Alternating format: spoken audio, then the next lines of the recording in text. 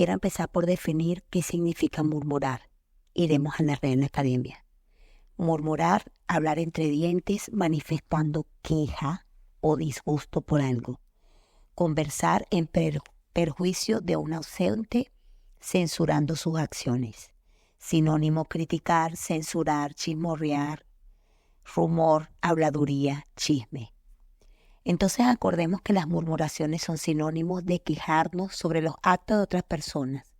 Se hacen cuando la persona de la que nos quejamos no está presente.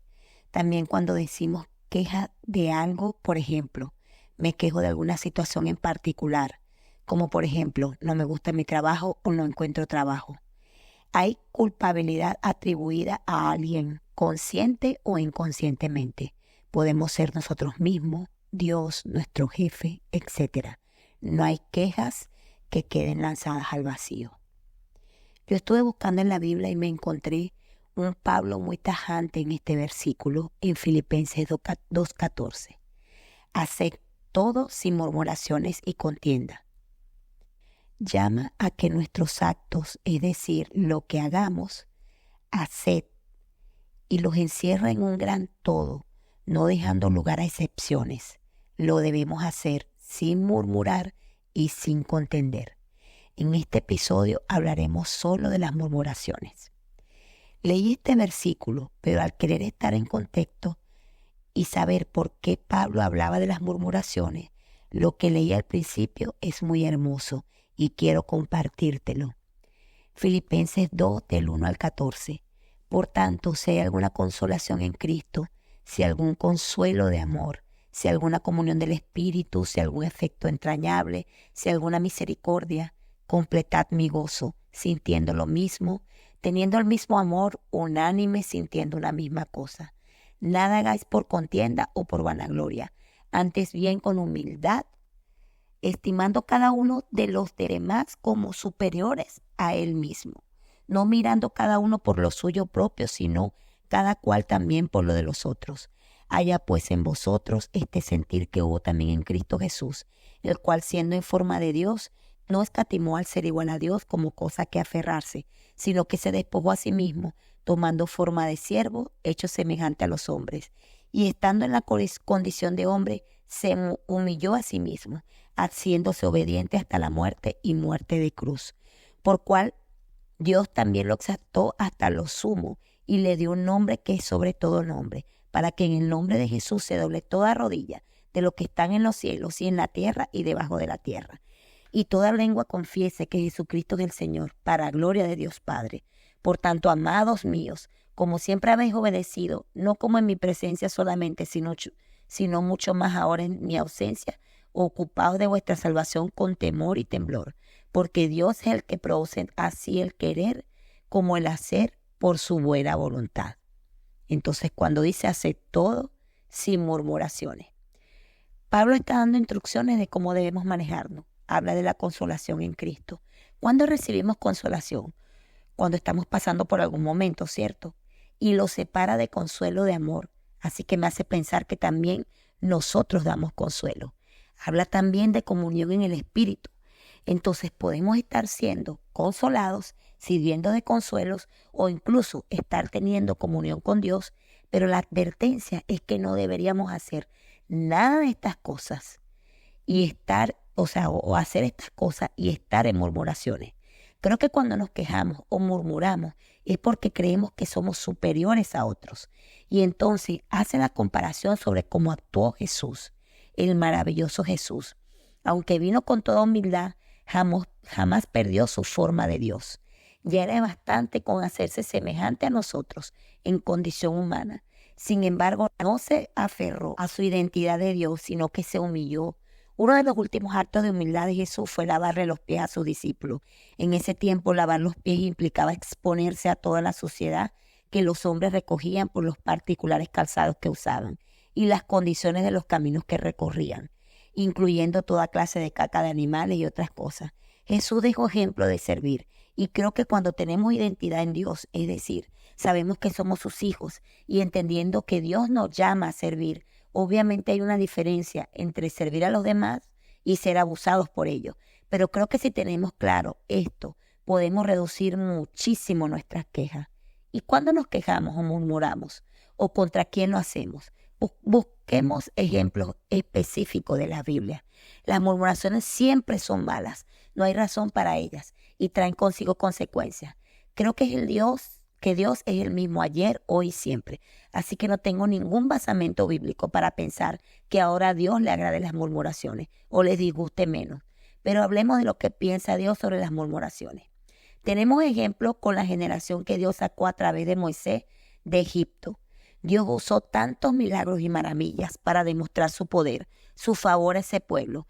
Le envió 10 plagas a Egipto, protegió a su pueblo de ellas, les abrió el mar rojo cuando Faraón los persiguió y ahogó en el mar al ejército de Faraón. Los mantuvo en el desierto, les caía maná del cielo, sus ropas no se desgastaban, tampoco su calzado. No tenían que trabajar, solo recogían el maná que Dios le enviaba, le daba agua. Tenían a Moisés que hablaba directamente con Dios. La presencia de Dios mismo los guiaba, una columna de humo en el día y una columna de fuego en la noche. Ni se molestaban en saber a dónde irían, solo tenían que seguir y aún así, mira esto. En Éxodo 16, 2 al 3 dice, y toda la congregación de los hijos de Israel murmuró contra Moisés y Aarón en el desierto. Y decían los hijos de Israel, ojalá hubiésemos muerto por la mano de Jehová en la tierra de Egipto, cuando nos sentábamos a las ollas de carne, cuando comíamos pan hasta saciarnos. Pues nos habéis sacado a este desierto para matar de hambre a toda esta multitud. Y más adelante mira lo que dice sobre la murmuración. Éxodo 16, 7 al 9. Y a la mañana veréis la gloria de Dios, porque Él ha oído vuestras murmuraciones contra Jehová. Porque nosotros, ¿qué somos nosotros para que murmuréis contra nosotros? Dijo también Moisés, Jehová os dará en la tarde carne para comer, y en la mañana pan para saciarnos. Porque Jehová ha oído vuestras murmuraciones con que habéis murmurado contra Él. Porque vosotros, ¿qué somos? Vuestras murmuraciones no son contra nosotros, sino contra Jehová. Y dijo Moisés a Aarón, di a toda la congregación de los hijos de Israel, acercaos a la presencia de Dios, de Jehová, porque Él ha oído vuestras murmuraciones. Ellos estaban en el desierto. Y en la vida cristiana ese desierto significa el lugar donde Dios nos lleva para apartarnos del pecado. No es un lugar físico, es un lugar espiritual. Es una etapa. Depende de nosotros cuánto dure y lo dura que pueda ser. El camino de Egipto hasta la tierra prometida era solo de 400 kilómetros. Sin embargo, les llevó muchos años a este pueblo finalmente entrar. La razón por la que le tomó tanto tiempo era precisamente que era un pueblo quejón, súper mal agradecido. Olvidaban los maravillosos milagros con los que Dios los había sacado de Egipto, pero también olvidaban los maravillosos milagros con los que Dios los sostenía todos los días. Aunque los milagros son buenos y nos muestran la grandeza y el poder de Dios, ¿quién no quiere milagros? Esta es una prueba de que los milagros no necesariamente nos mantienen conectados con Dios. ¿Quién recibió milagros sino ese pueblo? ¿Cuántos milagros no hizo Jesús y aún así lo crucificaron? Como seres humanos tenemos una memoria súper corta para recordar el favor de Dios en nuestras vidas y eso se refleja en nuestras quejas o murmuraciones. Solemos olvidarnos de cómo Dios llegó a nuestras vidas, lo que nos mostró, cómo milagrosamente nos dio salvación y vino a morar con nosotros en nuestros corazones. Nos olvidamos de cómo nos ha favorecido alguna vez con trabajo, con salud, con paz, con amor, con relaciones. Esto es lo que hace la queja. Es una forma de expresarle a Dios nuestra inconformidad, nuestra falta de fe en su amor y su cuidado. Ese pueblo había visto maravillas de Dios y ahora se quejaban de la bendición porque la bendición les resultó monótona. Ya no veían el maná como un milagro, sino como algo aburrido y fueron capaces de recordar lo que comían en Egipto, pero se olvidaron de todo el maltrato que recibían en Egipto. Esto nos pasa, caminamos con Dios, pero cuando vemos que nuestras relaciones no son lo que queremos o nuestro progreso económico no se nos da de la manera que estamos pidiendo, cualquier tipo de respuesta en el tiempo que queremos no lo tenemos, empezamos a cuestionar a Dios. Ay, pero creo que me iba mejor antes. ¿De qué me vale hacerme humilde si no me valoran? Recuerdo haberle bajado bastante a mi carácter y aún así recibir comentarios infundados de gente cercana a mí, predisponiendo alguna reacción mía. Esto confieso que me molestaba. Allí estaba yo, tratando de morir a mí yo, y parecía que a veces extrañaban a la Jenny iracunda o grosera. Yo me quejaba de esto y me dolía mucho, y me topé con esto. No sé si fue exactamente este versículo, pero creo que fue algo muy parecido. Salmo 142, 2. Delante de él expongo mi queja, en su presencia manifiesto mi angustia. Entendí que sí, que podemos quejarnos, pero con Dios, en su presencia. Él quiere que vengamos a Él y le contemos lo que nos perturba. Recuerdo que luego de eso y de empezar a quejarme de esta situación ante Dios, sentí que me decía: tú eres mi hija, mira hacia atrás quién eras y mira cómo has avanzado ahora. No te preocupes por lo que digan, sigue mejorando, yo te estoy viendo y eso es lo que importa. Eso me trajo paz y buena perspectiva. Aún en día, cuando alguien me cuestiona alguna actitud que pudiera considerarse normal, pero que sé que en el fondo todo el mundo está exigiendo más por lo que estoy hablando o por lo que estoy diciendo, yo ya no trato de justificarme o desgastarme, porque mi identidad está en Dios. Recuerdo mi momento de máxima queja. Fue hace como 2 años y algo. Me quejaba todos los días de personas, de situaciones, de la economía, de lo que Dios me había dado. Tenía un negocio y empecé a hablar mal de él. Empecé a quejarme porque me quedé sola manejándolo y eso representaba una gran carga para mí. Yo ya lo había despreciado en mi corazón antes porque sentía que era esa carga para mí. Aunque ya yo había empezado a tener comunión con Dios, no encontraba paz. Trataba y no tenía paz. Hasta que Dios me habló y me dijo: eso de lo que te quejas, me lo pediste, me lo presentaste a mí y yo te lo di. No lo desprecies y te vas a encargar de ello hasta que aprendas a aceptarlo sin quejarte, porque es bendito. Mi corazón se paralizó. Ya tenía tiempo tratando de zafarme de eso y ahora Dios me había dicho que no se lo iba a devolver. Quisiera decirte que lo tomé con mucha alegría y decirte: bueno, sí, qué feliz me sentí, pero no, me sentí realmente turbada. Yo quería devolvérselo a Dios y ahora sabía que no se lo podía devolver y que no lo podía despreciar. Así que empecé a aceptarlo, a bendecirlo, a cuidarlo, a disfrutarlo.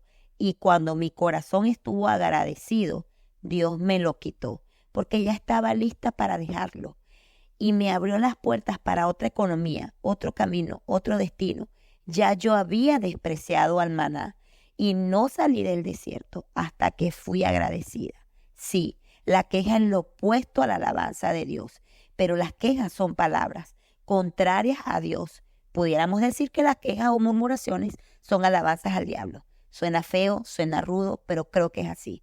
Veamos que Moisés les decía: no es contra mí, es contra Dios. Pero también quiero hablarte de un tipo de murmuración que es muy peligrosa y tiene que ver con murmurar sobre las cosas de Dios. Y para eso voy a volver al capítulo 1 de Filipenses, que es precisamente el anterior al que leímos al principio. Y voy a extraerte algunos versículos relacionados, porque fueron antes de que Pablo dijera: hacer todo sin murmuraciones y contiendas. Primero, Pablo deja clara lo siguiente, Filipenses 1:6, estando persuadido de esto, que el que comenzó en vosotros la buena obra la perfeccionará hasta el día de Jesucristo. ¿Qué significa la obra de Dios en cada uno de nosotros? Es una relación de dos. Cuando veas a alguien en actitudes que según tú no son muy de Dios, entonces lo condenas o lo condenamos y dice: bueno, pero es que ese hombre o mujer dice ser cristiano o pastor o cura o sacerdote o ir a una iglesia, y te pones a juzgarlo. Recuerda que Dios es el que hace la obra en su corazón, así como en el nuestro. No se trata de la iglesia, ni de religión, ni de la persona. Es Dios haciendo su trabajo en cada uno de nosotros, a su manera, en su tiempo y como a Él mejor le parezca. Así que cuando critiques a alguien con su relación con Dios, estás criticando una obra de Dios. Concéntrate en ti y en la obra que Dios hace en ti. Fíjate lo que dice Pablo más adelante. Filipenses 1, de 15 al 18. Algunos a la verdad predican a Cristo por envidia y contienda, pero otros de buena voluntad. Los que anuncian a Cristo por contención, no sinceramente, pensando añadir aflicción a mis prisiones, pero los otros por amor, sabiendo que estoy puesto para la defensa del evangelio. ¿Qué pues? Que no obstante, de todas maneras, o por pretexto o por verdad, Cristo es anunciado, y en esto me gozo y me gozaré aún. Cristo es anunciado por las razones que sean. También Dios usará lo que tenga que usar para llevar su palabra. Recuerdo haber predicado cuando era niña. Recuerdo también a gente diciéndome a lo largo de mi vida, por ejemplo, decirme, recibí a Cristo por la palabra que diste, o saludarme o preguntarme cómo iba con Dios. Y yo decía, porque gente a la que hablé, a las que apoyé, siguieron firmes y yo me alejé, siendo una vergüenza para lo que prediqué. Recuerdo una vez una señora decirme, hola, soy tu hija espiritual, y yo esconder el cigarro que me estaba fumando. ¿Y que acaso Dios no sabía que me iba a alejar? ¿Por qué no fue otra persona que estaría firme? Créeme, Dios usará lo que tenga que usar y hará su obra como la tenga que hacer. Deja de murmurar en contra de las personas que predique. Cristo es anunciado. Romanos 14:4 dice, ¿tú quién eres, que juzgas al criado ajeno? Para su propio Señor esté en pie o cae, pero estará firme, porque poderoso es el Señor para hacerle estar firme. Cuidado con hablar cosas de sacerdotes, de pastores, de ministros, de laicos. No es tu responsabilidad juzgar. Dios es poderoso para mantener firme. Lo importante, Cristo es anunciado. ¿Y qué debemos hacer? ¿Cuál es la actitud correcta? Nos encanta el versículo 13 de Filipenses 4, que dice, todo lo puedo en Cristo que me fortalece. Pero ¿en qué contexto lo dijo Pablo? Filipenses 4, del 11 al 12 dice, no que hable porque tenga escasez, pues he aprendido a contentarme, cualquiera que sea mi situación. Sé vivir humildemente y sé tener en abundancia. En todo y por todo estoy enseñado, así para estar saciado como para tener hambre, así para tener abundancia como para padecer necesidad. Y entonces si viene, todo lo puedo en Cristo que me fortalece. Pablo había aprendido a actuar cualquiera que fuera su situación. La mayoría de sus cartas que componen el Nuevo Testamento fueron escritas desde las prisiones y son cartas donde animaba a las iglesias, donde aún nos animan. Son hermosas palabras llenas de espiritualidad. Pablo había aprendido a no quejarse. Miren lo que dice 2 de Corintios 11, 25 al 27. 3 veces he sido azotado con varas, una vez apedreado. 3 veces he padecido naufragio. Una noche y un día he estado como náufrago en alta mar.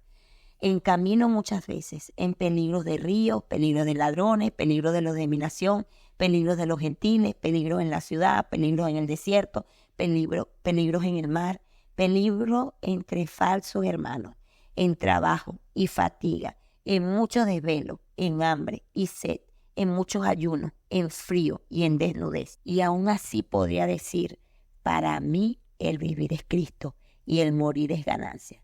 Así que te digo y me digo a mí misma, dejemos la queja, no saldremos vivos de esta vida. Y si salimos vivos de esta vida es porque Jesús nos arrebatará en el cielo con Él al venir. Así que menos queja y más acción de gracias. Dios te bendiga. Sigamos hablando de Dios.